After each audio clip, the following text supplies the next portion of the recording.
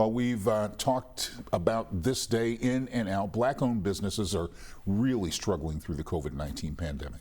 To help, a team of influencers and public figures have joined together under the hashtag #DonateOnePost to support Black business. Joining us tonight is a serial entrepreneur, influencer, and co-founder of What Works, Martin Ekechukwu. Martin, welcome to the show. Thank you very much. Appreciate it. Well, as the founder of #DonateOnePost, how did this whole thing come together?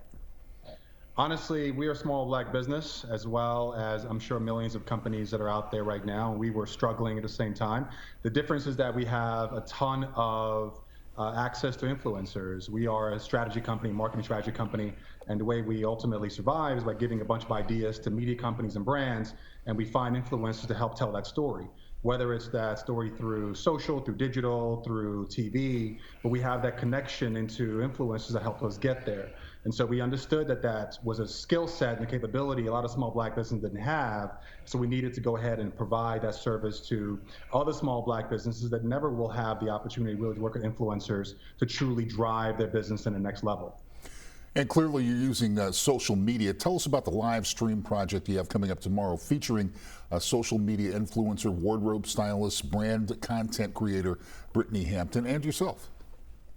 So I was really honored, honestly, to be asked by the NNPA to put together something with them in a partnership. We feel like having an immediate media partner that has an incredible Black audience and a Black list of trade publications that really support them was really important for us. So as a result, I asked Brittany Hampton to join me on that. Brittany Hampton is an exceptional stylist, designer, incredible personality and individual.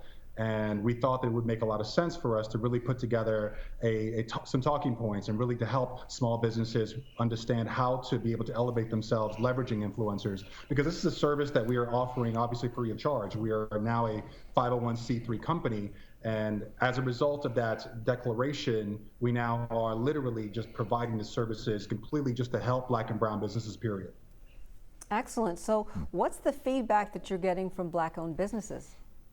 Honestly, I think it's incredible. We started, just give you a scale.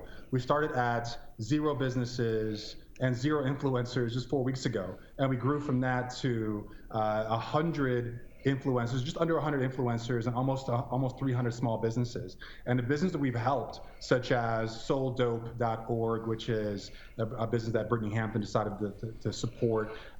They specifically focus on providing laptops to people of color, children of color in particular.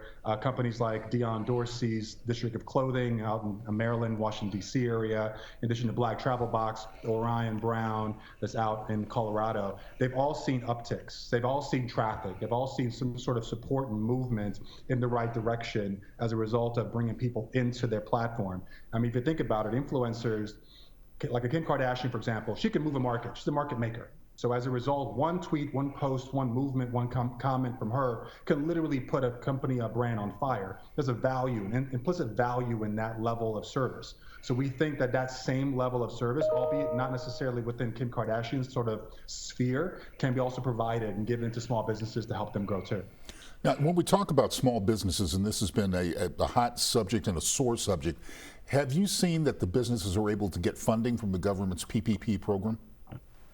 The PPP program, unfortunately, is really very difficult to kind of get money from, I think, ultimately because you have, for example, just to give you kind of, again, scale, 2.6 million African-American owned businesses, and they were allocated about $10 million in grants, which is a little less than $4 or a little, somewhere around $4 per business to be able to kind of get that together. And the PPP program, in addition to all of that, you require some level of payroll history. And you may or may not know, but a lot of Black and brown businesses don't necessarily have full-time payroll. They ultimately have a lot of 1099 payroll, or they might just be the only sole full-time employee. So that doesn't necessarily really help Black or brown businesses at the end of the day. It's almost like you're asking to provide some monies to help support a business, but you can never access it. It's almost like the dog that's going around the racetrack with the carrot at the end of the stick that's never able to get it. Well, we're even hearing that some business owners are being locked out because of their records. Because of their records, honestly, I feel like the bar, the scale, qualifications required to get any sort of PPP funding, small business administration funding. The bar is so high that it's really not fair. We have a very clean record. We've been in business for 7 years. We do really well for ourselves.